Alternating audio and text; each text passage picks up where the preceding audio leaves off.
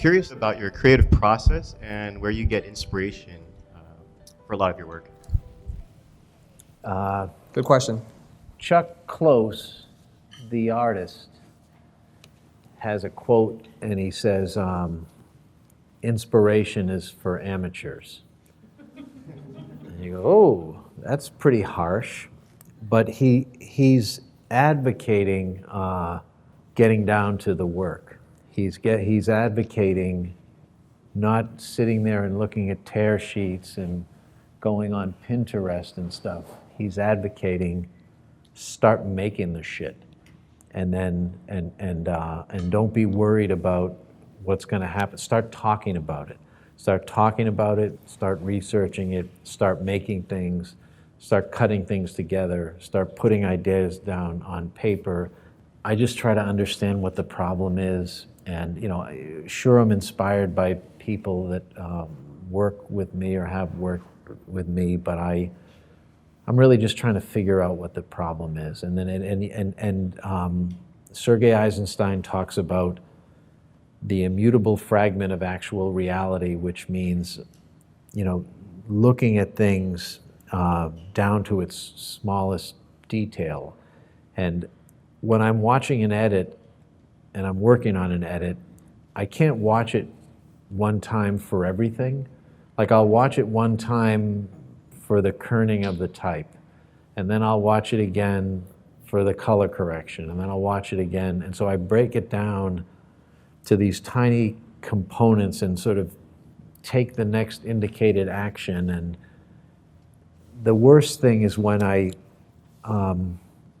start to let myself think that I have to do more than one thing at once, and I start to and you start thinking about all these different things at once, and it's a meditative kind of process to say, I understand that there's all this noise around me and everybody else wants me to do this right now, but what I'm going to do is just look at the letter spacing of this type right now. That's what I'm going to do first, and then the second thing I'm going to do is this, and you break it down into these pieces.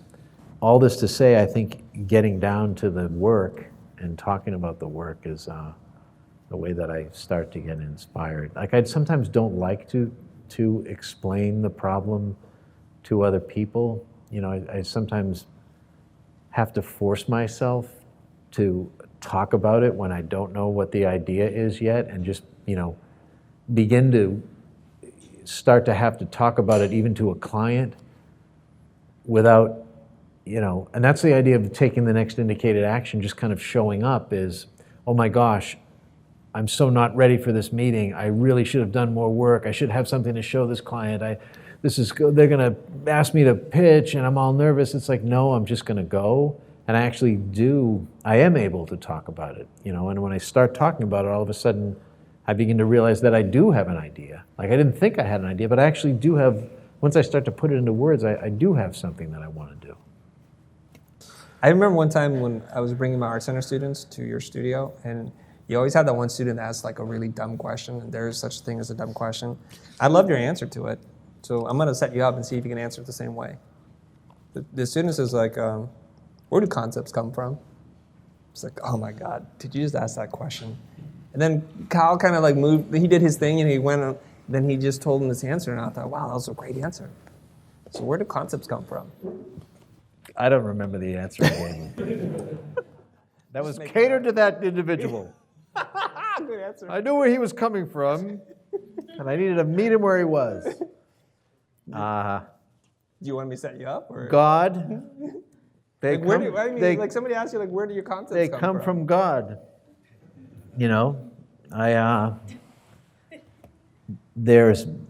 I'm thinking about it all the time. I'm trying to find it. And, I know it's, Paul Rand used to say, he was a devout Jewish man, and he's like, I didn't decide to be a graphic designer, God did.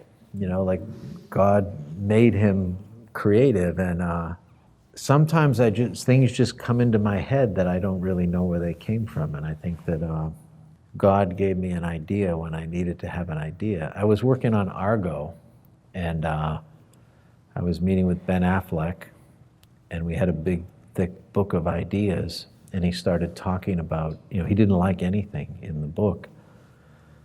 And I was like, okay, we can't show the history of Iran because a lot of these things, like the Shah's wife bathing in milk, doesn't exist as a stock photography. We don't have the budget to shoot it. Where am I going to get all these images of the point of the sequence is to show the excesses of the Shah. And it's a movie about a fictitious movie that they go to rescue the hostages by making a fake movie.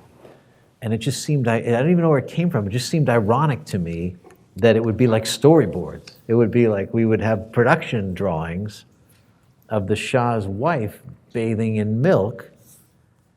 And it was like an epiphany, and I said, as if I had known it was going to be that along. I said, well, yeah, and I told Ben. He's like, yes, it was like that, and I feel like I pray a little bit when all of a sudden, I'm in a jam. I'm in, for the Island of Dr. Moreau, I said to Peter Frankfurt, he's like, John Frankenheimer wants to meet you for this thing, and I'm all anxious. And I said, well, is he going to want me to, show anything or pitch? I mean, it's tomorrow. I don't have any. I don't even know what it's about. Oh, don't worry. There's not going to be, it's not a pitch meeting. You don't need to, you don't have to say anything. Just go and hear what he has to say. And I go in there, and he's 6'6", this gruff guy, and he's like, all right, pitch me. And I'm like, so I just, I pray, and then it's like, it's this journey. We're going through all these animal eyes, and going through what it's like because they're all transforming, and it goes from a wolf's eye to a. He's like, yes, and there's this cellular violence, and they're attacking each other. Like, yeah, and it's like, and then the Spider-Man thing, the Spider-Man 1 thing, like that was like it's I really wanted to have a metaphor, and I just woke up in the night. I was thinking about it. I was thinking that the type could be like flies, like the type would get caught in webs like flies. I was like, that's the idea. That's the idea. How do you make that?